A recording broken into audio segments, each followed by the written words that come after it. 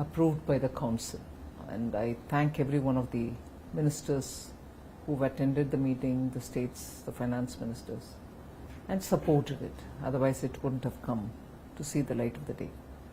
Well, the Prime Minister did announce it from the Red Fort on Independence Day, but even about 8 months ago he called me once and had a long talk about how GST can be,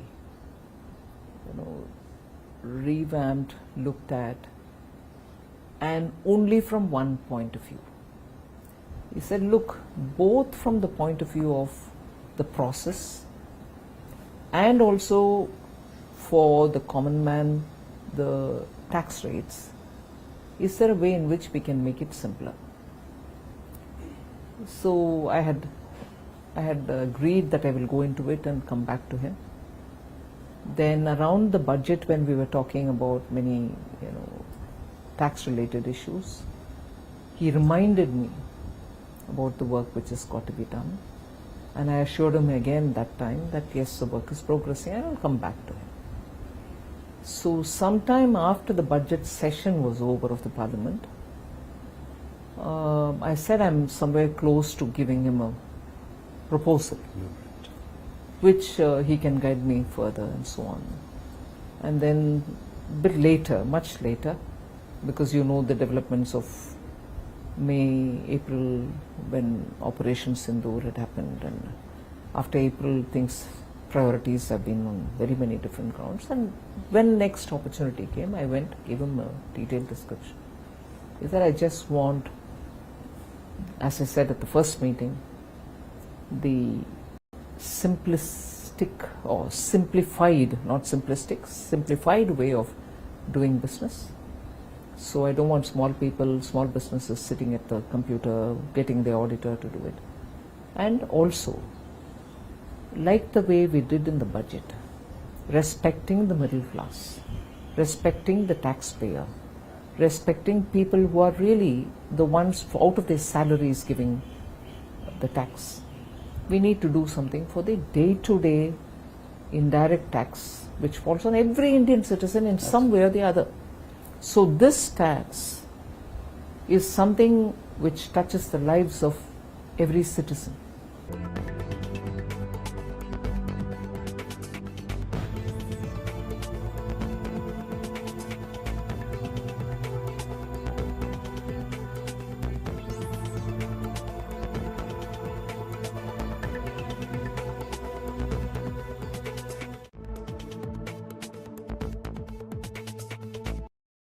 Of any GOM.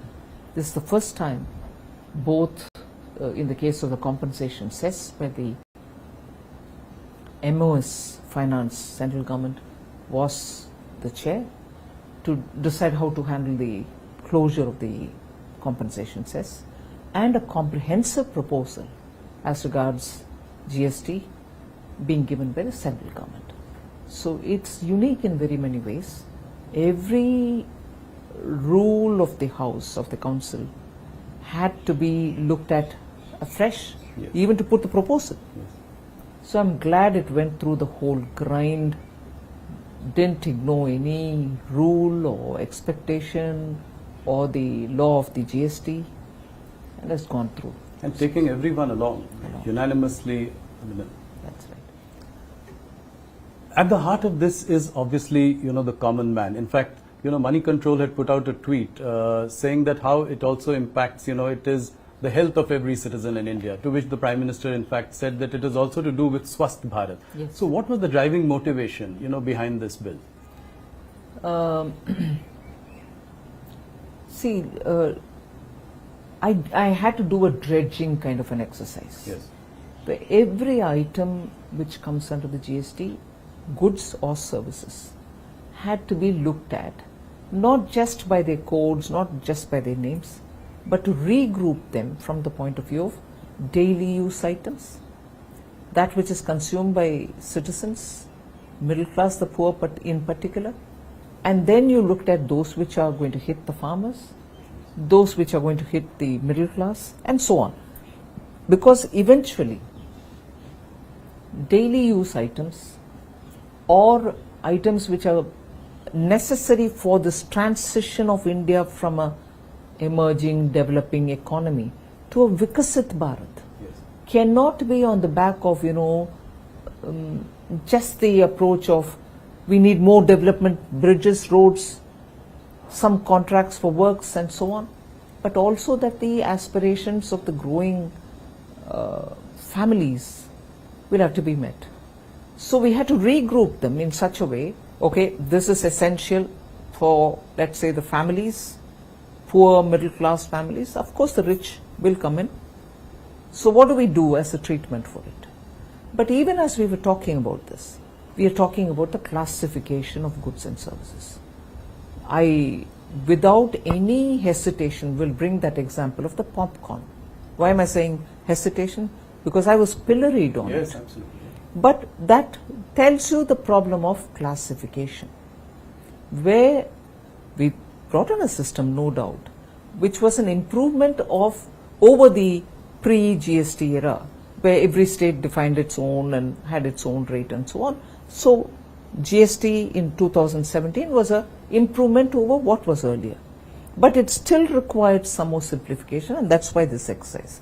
And in the case of the popcorn, it led to a lot of litigation, courts coming up with different kind of voices, and states losing revenue because of the classification being different. People chose to have the higher taxed sugary chocolatey popcorn shown in as a salted popcorn, because that has only very little tax on it. So this arbitrage, because of classification, had to be overcome. So even as I'm grouping for families, their day-to-day items, this thought of what the classification is causing as a problem also had to be addressed. Like that, I think it was one of the, for me it was a fascinating exercise. It was rigorous, it took a lot of my time and time which would have gone in for something else. But I think this was absolutely rewarding an exercise, because you brought in that temperament, which is so important, that citizen looks at these things in one particular way. Revenue is not the consideration. So that helped us. So now that you've done two monumental things, you've put more money into the hands of the consumer, you brought down for the middle classes the income tax cut, and now rationalization of GST. So will it now finally sort of move the needle on consumption? 100%. Because there's more money given already through the income tax cut. Right. The rates are coming down. So the citizen now has a choice to meet his aspirations and his expectations. He cannot say, look, I have the money because the income tax is reduced, but these items are beyond my affordability. Now everything has come down. I'll give you this number which is important.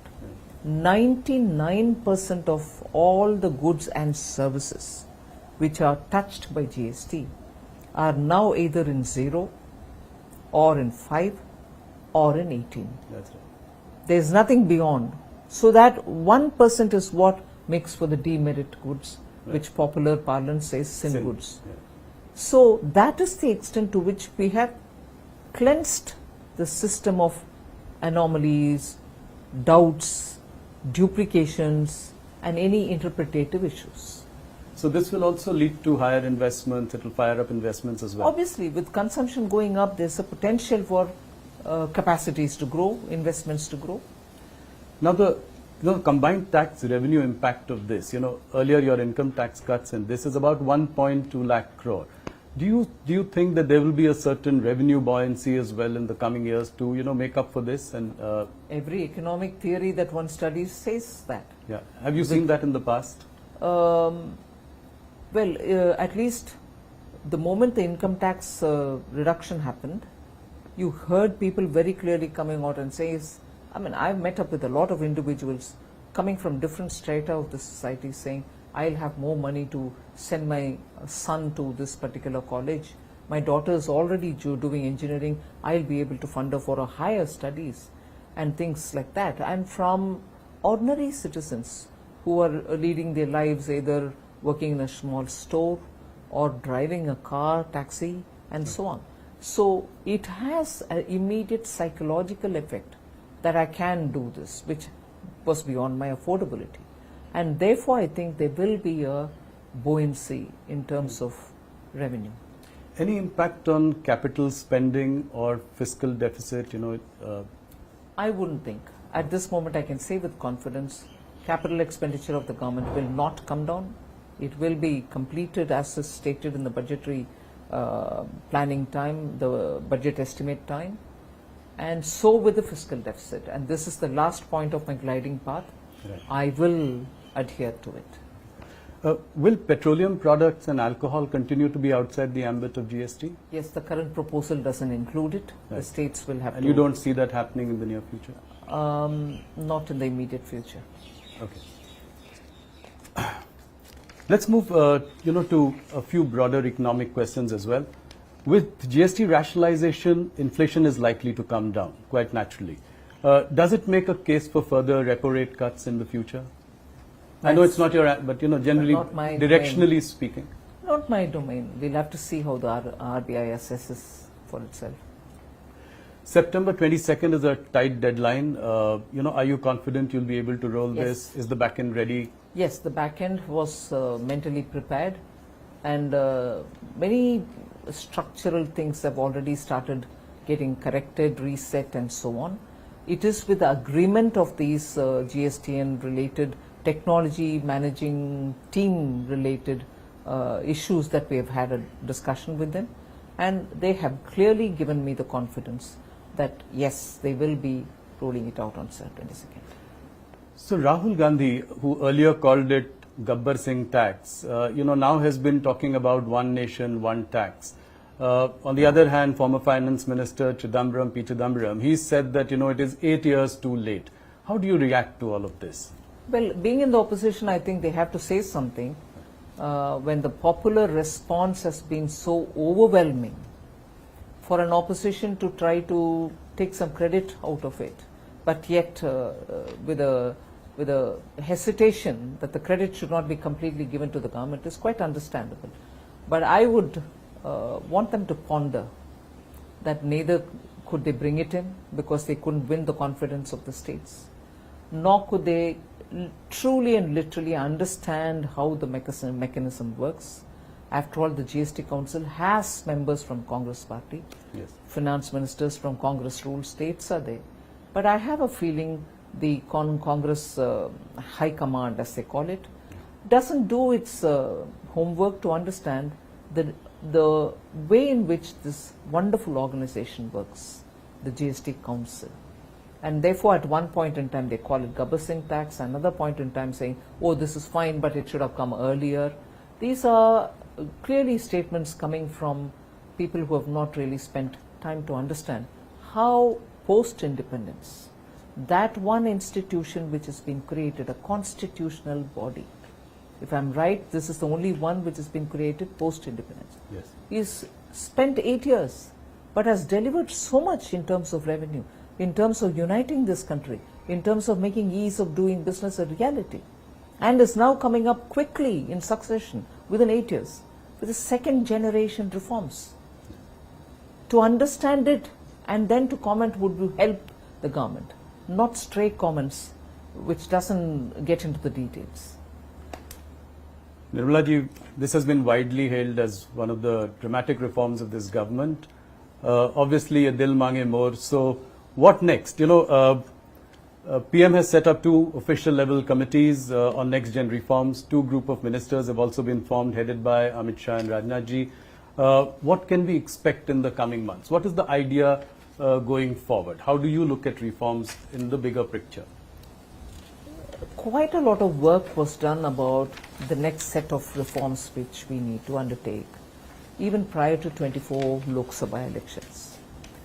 And then some departments moved, like ours moved faster.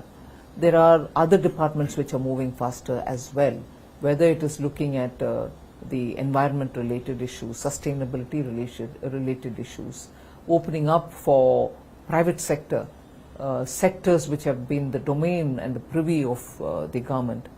These are things where lots of action is happening. Various departments are moving. The science and technology is moving very fast.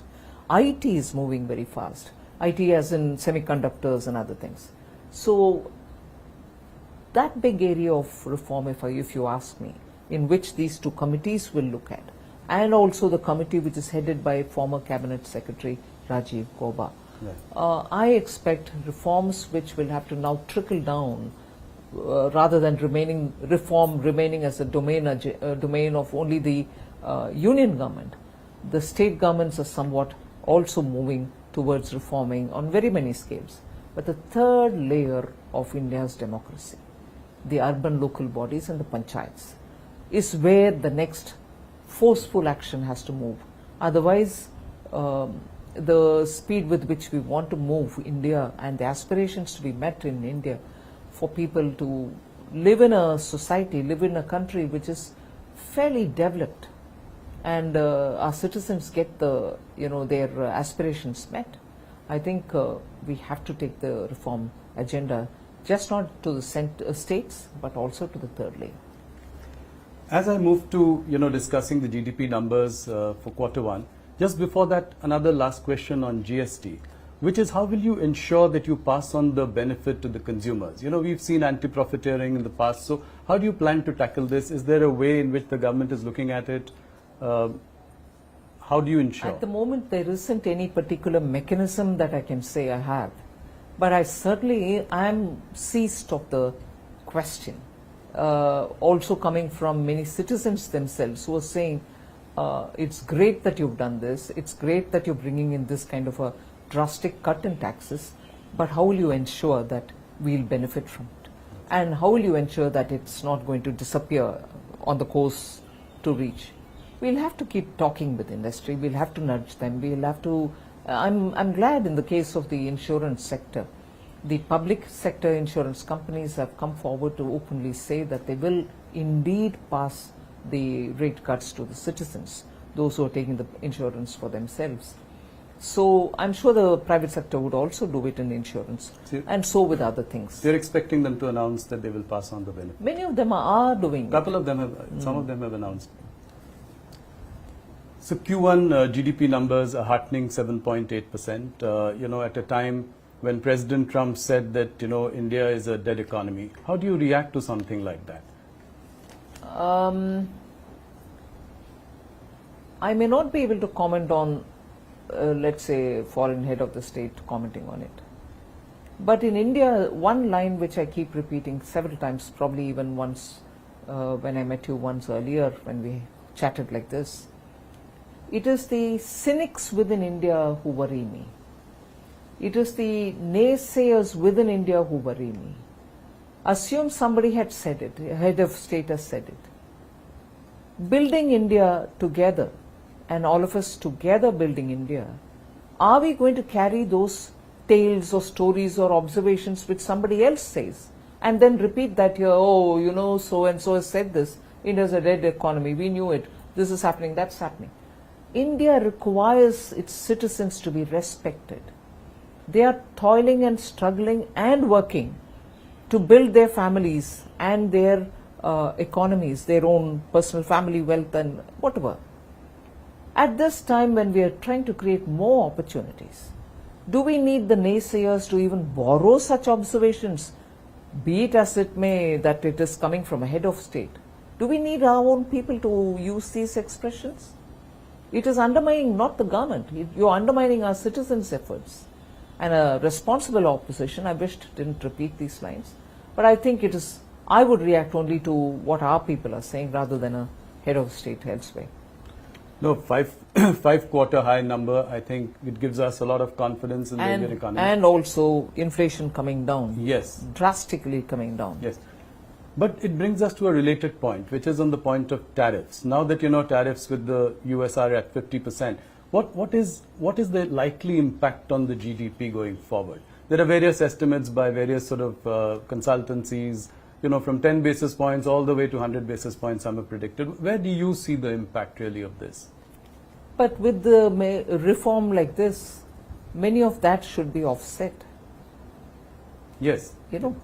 So it is never a situation of a one fixated point. It's a dynamic situation where you're moving from one to another with newer players coming in, newer factors coming into play in this scheme of things. This one, you have the GST reforms, which is going to make people understand that they can fetch more things with the same amount of money with which they bought some amount earlier.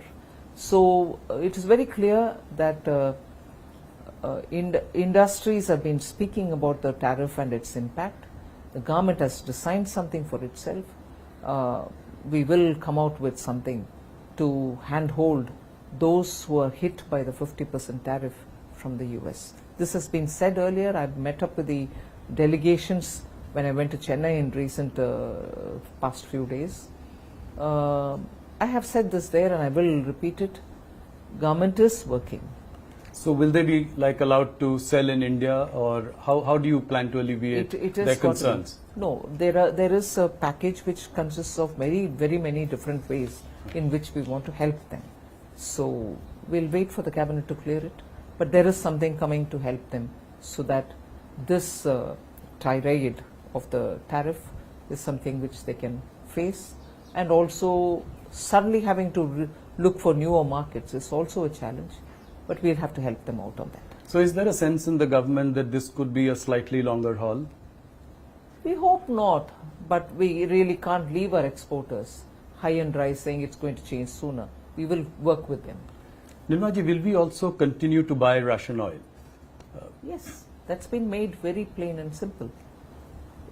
Whether it is Russian oil or anything else, it's our decision to buy from the place which suits our needs, whether in terms of rates, logistics, anything. So where we buy our oil from, especially being a big ticket foreign exchange related item, where we pay so much out of our pocket, highest in terms of import, we will have to take a call which suits us best. So we will undoubtedly be buying. Another question about, the officials of the Trump administration have been using really hurtful language against India. Saying that we are Brahmins profiteering at the expense of, ordinary Indians, or, calling the Ukraine-Russia war Modi's war, or us as Kremlin's laundromat. How do you see all this? I mean, how do you react to something like this? Very much the same principle as I said earlier. It is one thing, it can be hurtful. It is one thing for a foreign government, head of state or an official or anybody to say all that. And the global diplomatic world is astonished that that kind of an expression is being used against India. And that will have people in the diplomatic arena to respond or to deal with.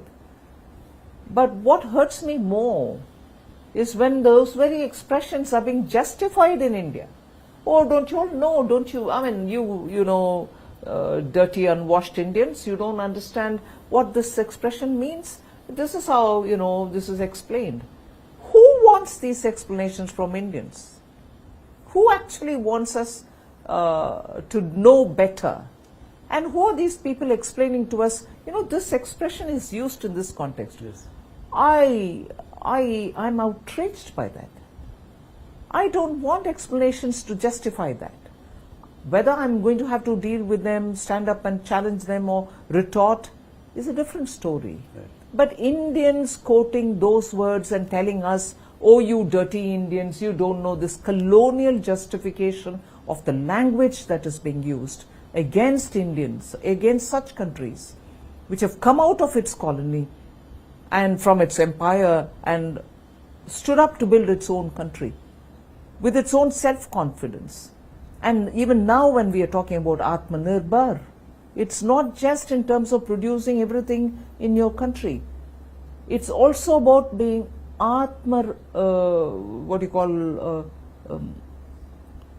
self-reliance. There is no self-respect. Self-respect.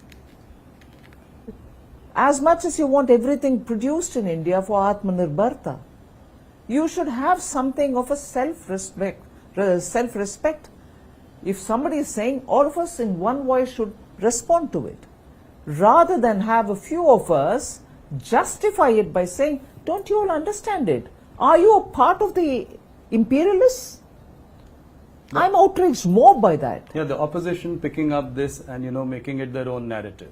And saying... Like dead economy was picked up by Congress, Rahul Gandhi to say. And even for this, Brahmins are being, Yes. are the ones who are benefiting out of it. Oh, you explaining Indians. us Boston Brahmins. Yes, Boston Brahmins. Oh, you Indians, you don't understand this Russian oil purchase is to help Brahmins to benefit of it, and you are being fooled. Exactly the same divide and rule principle which the British used here, which the imperialists used here. And even today you have the friends of the imperialists telling us, no, the expression Boston Brahmin is this and not that. Who damn cares? I'm sorry. Yeah. Who damn cares? I want Indians to think for ourselves. I want those Indians who are now defending that language to get up and say, we are free from you all. Now for over 75, 80 years, we'll mind our business, we'll take care of ourselves, refrain from using these words. Should have been that voice. That not being the voice, and upar se to teach us saying, don't you know the meaning of this expression? Outrageous. Today we've got to know Nirmala Sitharaman ko gussa kyun aata hai. Now, moving on to economy, any plans to liberalize FDI or FPI regulations further? I do not want to give a headline, but certainly we are looking at every aspect of reform. How do we, this is probably the right time to, assure foreign investors to invest in India. What are some of the steps that we should take that would, give them this confidence? This one was a big one in itself, but going forward. First thing, I think our institutions such as Parliament should debate issues, should question government on the proposals, on the policies, on government's actions. That gives confidence to people saying India's democracy actually literally discusses these issues. Without that, the government can go about doing what is right for the public. But the institution of the Parliament is not being used for its prime purpose. Why is it important? It gives a feeling that both the opposition and the ruling parties are talking on issues. Instead of holding placards and standing in the House, if there is a meaningful discussion, it will convey a lot about the policy strength. That is one thing. Second, our regulatory institutions, and I've said this before, but I'll repeat it here. Regulatory institutions should not go to the extent of micromanaging. I want businesses to do their businesses. They have powerful boards which run them. And the regulator, in consultation with the stakeholders, should allow them to function, of course keep a watch, and do a soft touch regulation. If regulators across the board, I'm not talking just of the finance domain regulators, all over, should have a open-minded approach, a soft touch approach, above all, not micromanage businesses. Private investment has been a topic of discussion. How do we revive animal spirits, for the private sector to invest? This has been a, discussion that we've been having over the course of many interviews, and you've been also exhorting the private sector. How do we get about? But I think, to be fair to them, they are moving in. Okay. And they are taking decisions about how they want to expand. So you'd see a significant change? I see a significant change, and I see that enthusiasm now in wanting to understand how things will move from the industry. And I'm sure they are conscious that opportunities lie in India and they should do things. How would you react to S&P's, India's sovereign rating by S&P, which has gone up? High time, would you say? Yes, and it is, I think, as a result of a lot of work done by the Department of Economic Affairs, the Chief Economic Advisor. They have been persistent with talking with them, giving them adequate data-based information, and their conversations have actually today shown us the result. And I'm glad that they're doing it. They should continue doing it with other agencies also, because with our growth being with what it is, with a fiscal, macroeconomic fundamentals being what they are, with our inflation being under control, with our foreign exchange growing, with our stock market being so buoyant, it is difficult to understand how parameters of similar and comparable nature elsewhere attract a much better rating, whereas ours don't. And conversely, parameters which are worse than ours seem to be having better rating. Just can't explain it. So I think the work of the DEA and the CEA is well cut out in this regard. They will have to work with agencies. Nirmala ji, you're right about all the macro indicators looking up. But revenue growth for corporate India has remained tepid. It's at a 7-quarter low of 3.7%. How do you explain that? GDP on one hand growing at 7.8%. What really accounts for this? I think it's also a question of how they're deploying their resources and how they're earning out of it. Businesses will also have to look at the way in which their risk-taking capacities can increase, and that's what is going to be the prime mover in terms of revenues for businesses. So, but that's a business call. It's not for me to say. Right. Nirmala ji, India and China are now mending sort of fences. So, right now it is at the level of resuming the flights and giving visas to each other. But what could be the next steps? How could we make the Chinese markets more accessible to Indian companies? There is, of course, a huge deficit of $100 billion here. So how do we do that? I mean, what are the next steps? There's just a lot of work to be done in that area. There's no hiding it. We need to have trade conversations, market access conversations, non-tariff barrier conversations with the Chinese. Unless we do that, and unless there is a true engagement and not a procrastinating engagement, you may talk as much as you want on these issues. I've done it myself. And to have a conclusion arrived at takes a lot of time with the Chinese. Sorry. Market access is something which has not been realized despite our almost a decade-long engagement with the Chinese. In between, everything had come to a halt. But on both these issues, there should be meaningful conversations. Otherwise, the very products that we want to export to China go through different destinations to China. But why can't it go directly? Yeah. And will it also be reciprocal? I mean, Press Note 3 prevents investments from China to India. So would you look at, doing something about that as well? As it is, I think in one or two cases, particular cases, we have relaxed some of them. And in those sectors where their technology has come in, and the technicians and also the experts had to come to actually see the projects through, we have not allowed these experts to come. That is now changed. In some sectors, people are coming in where projects are already on the ground. So India will be open to that idea? Of course. Yes. Nirmala ji, you've ushered in the boldest of reforms. I say this in every interview that we do because you corporate tax cut. I mean, that was a phenomenal sort of move. Then after that last budget, we have income tax rates going down. Now GST2, as I called it. So, one thing that we probably haven't seen enough is on private disinvestment. What would you say to that? You did sell Air India, but after that, things have been slow. You'll see action in that also. This year? Yes. Oh, that's great news. Any deadline for strategic stake sale in IDBI Bank? No, I think the secretary has already, DIPAM secretary has already spoken about it.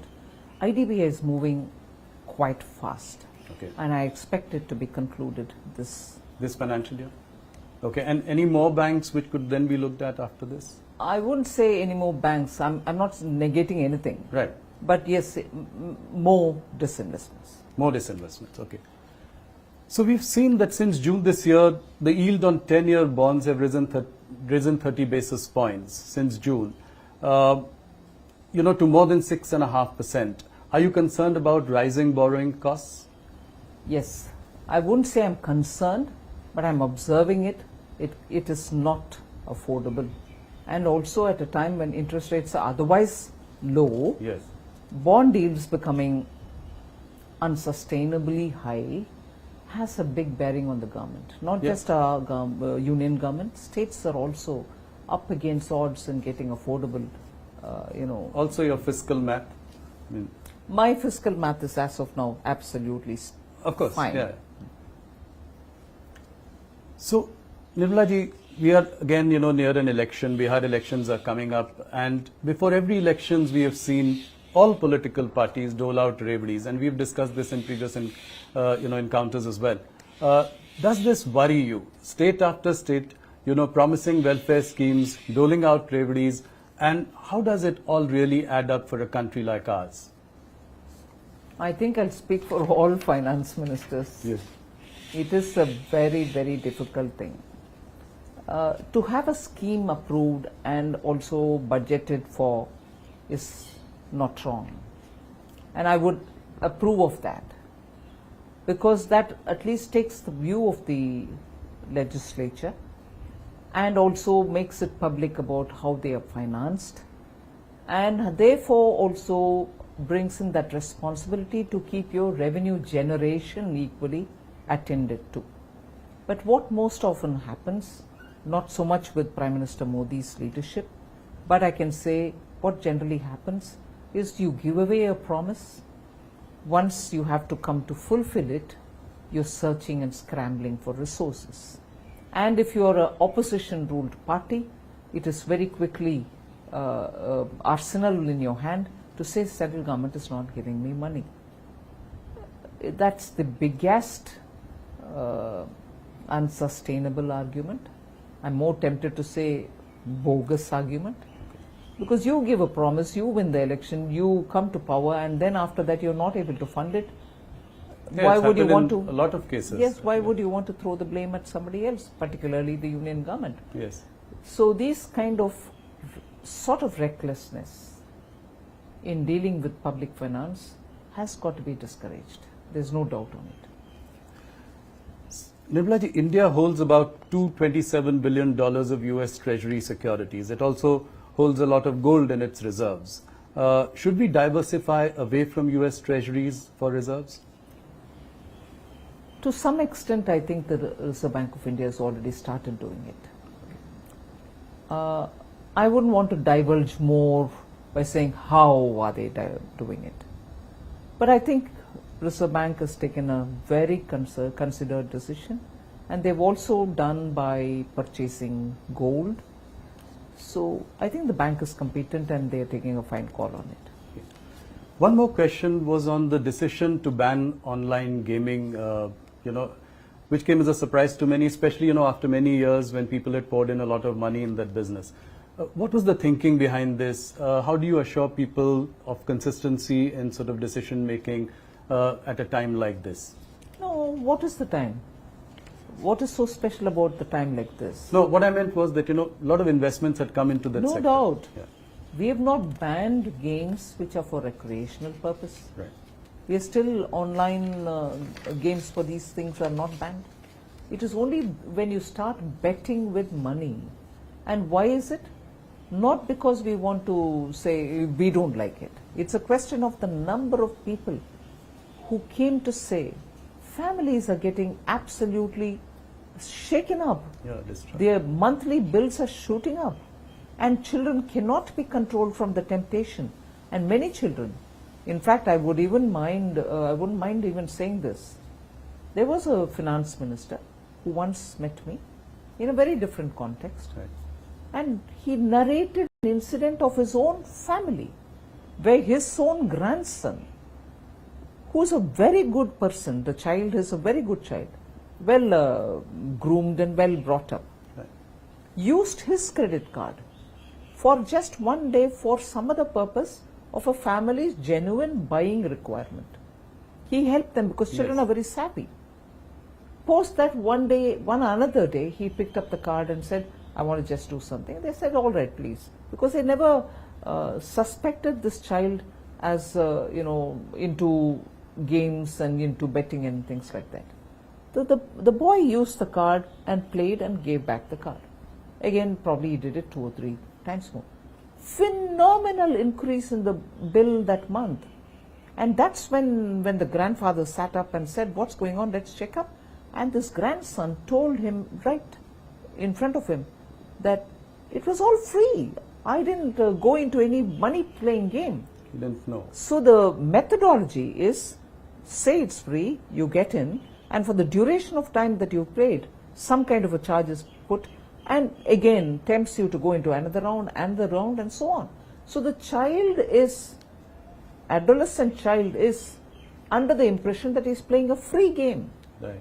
But he ended up paying through his nose.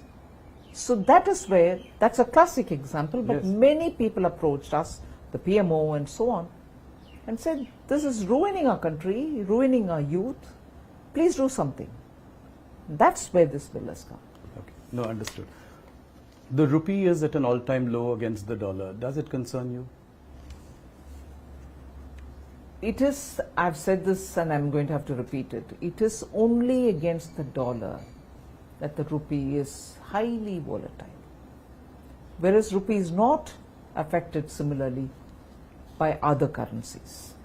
So, and there are countries Yes. in emerging markets and even in developed countries whose currencies against the dollar are weakening. So it is an issue on that aspect and at that level about the volatility as a result of the strengthening dollar. It's not rupee weakening. I know I've been trolled immensely for saying this, but this is the truth. So, Okay, thank you. Nirmala ji, one last question. For profitable companies with over 1,000 crore turnover, 2% of their profits go into CSR. Now, at a time like this, when MSMEs are facing a problem because of tariff issues, etc., is there any thought to take a relook at this for a little while? nothing before me as yet. Okay. If there's anything, I'll tell you, but there's nothing. All right. Nirmala ji, thank you so much for your time. Thank you you for patiently answering all our questions, very candid. And heartiest congratulations on yet another big reform, GST2 or rationalization of GST. Thank you so much for being with us. Thank you very much. Thank you. 42 minutes.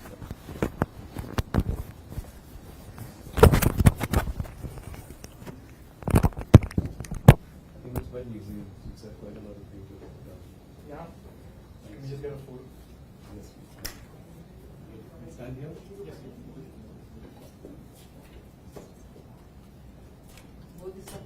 Was it all right? Yeah, yeah.